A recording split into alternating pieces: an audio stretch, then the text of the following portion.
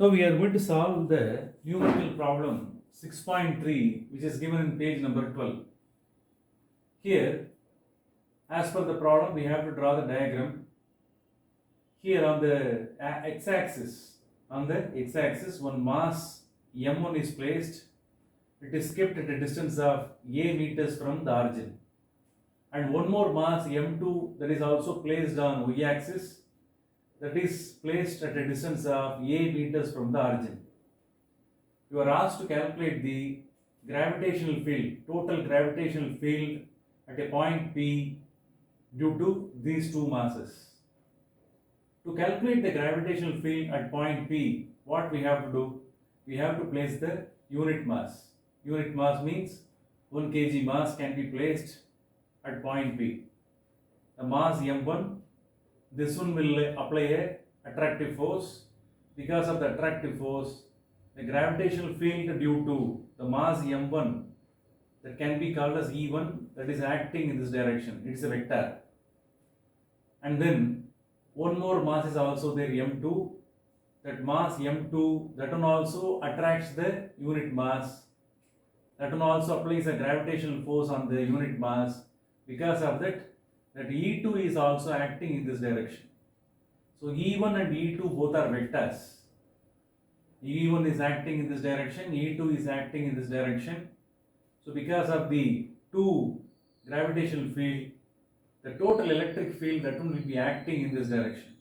That is acting towards the origin.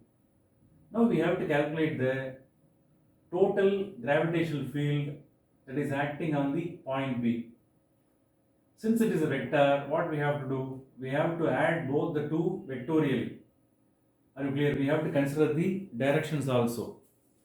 We know the expression for gravitational field at a particular point that can be calculated by using this expression.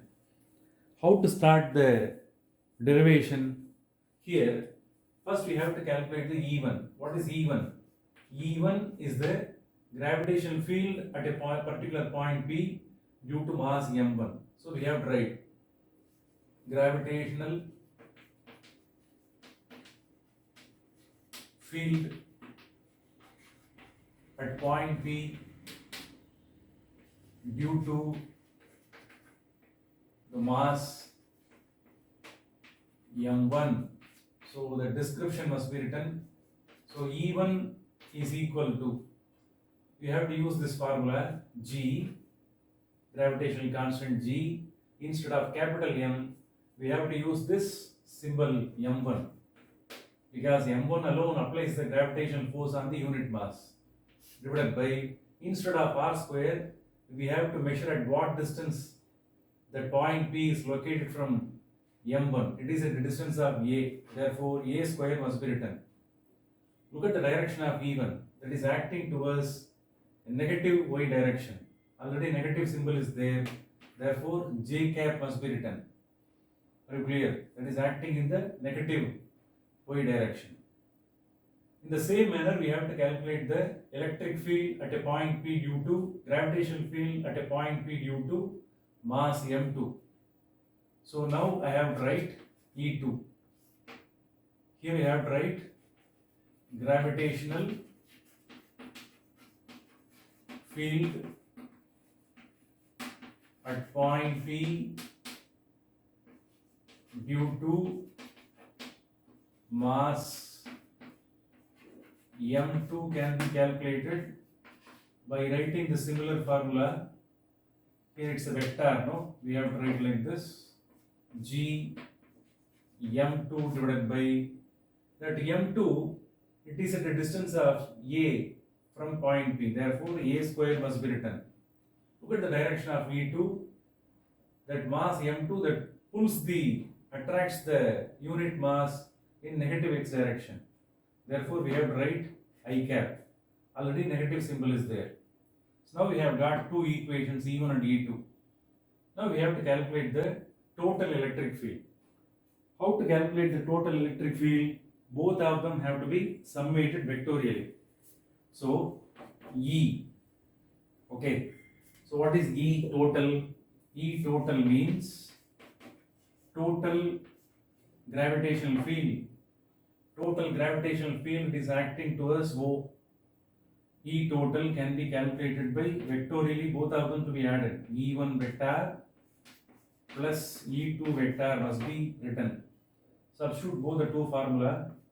G m1 divided by a square j cap minus g m2 divided by a square I cap. Are you clear? These two, they are showing the direction of E1 and E2. So finally we have written both the two equations in that form. Are you clear? Now g by a square can be written as a common factor. So minus sign can be written outside. G by a square can be written outside. These two factors m1 and m2, both of them to be written in the within the bracket. Since the negative symbol is taken outside, we can write it as m1 plus m2, m1 plus m2, where direction also must be written. Later we can take it out. m1 j cap plus m2 I cap must be written. m1 j cap plus m2 I cap must be written. So here we are considering that both the two masses, they are not equal. Depends on the nature of the mass m1 and m2, the total gravitational value that could be determined. Are you clear? But here what we are going to do now, we are going to assume that both m1 and m2 both are equal. So on the basis of the consideration that when both the two masses are equal, next we are going to switch over to the next step. Okay.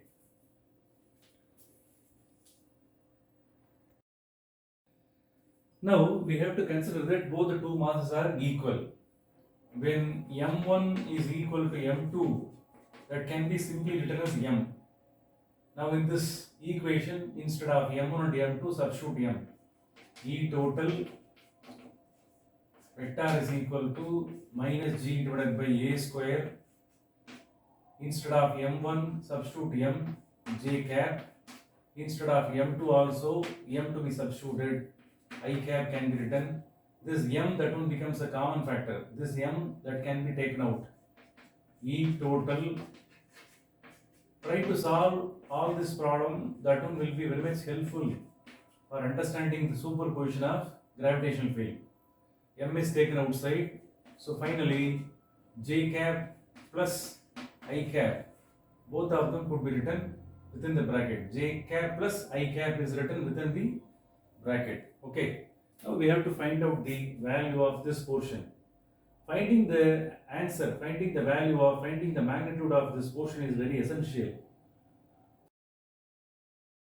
Now we are going to find out the value of this part. Now we have to find out the magnitude of this portion. How to find out the magnitude of this portion? Look at here. Magnitude of j vector plus I vector can be written by using this expression. Already in vector analysis, to calculate the value of the resultant of two vectors, we have used one formula, square root of r is equal to square root of p square plus q square plus 2pq cos theta. Same formula to be used. Here the j vector, I vector, their magnitude to be taken. J vector, j cap to be written. Here this is the modulus of j cap, that should be squared, plus the modulus of I cap must be written, that should be squared, like p square plus q square, plus how you will write in the main formula 2pq. So like that 2, here you have to write the modulus of j cap and modulus of I cap must be written. After that cos theta must be written. Cos theta is the formula. So here, this, since both are orthogonal unit vectors, the angle between I vector and j vector is 90 degree. So cos 90 must be written. We know the value of cos 90. Cos 90 value is 0. So on the whole, this factor becomes 0. You have to understand one thing, that the modulus of j cap and the modulus of I cap both are equivalent to 1. Are you clear? Therefore, in square root you have to write, instead of this you have to write 1 square. For this one also you have to write 1 square. So on the whole you will get 1 plus 1, that one becomes square root of 2. So this part is equivalent to square root of 2. Very important one. This kind of explanations, they are not given in the textbook. This part to be replaced by this one. After that we can write it as g m divided by a square.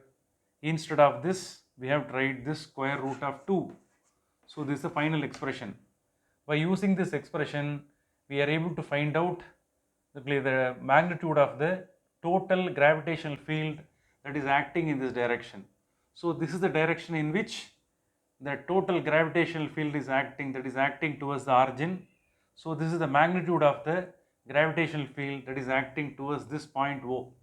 Okay, so this part is only meant for finding the value of this portion. Understand? This is the final answer. Okay, thank you.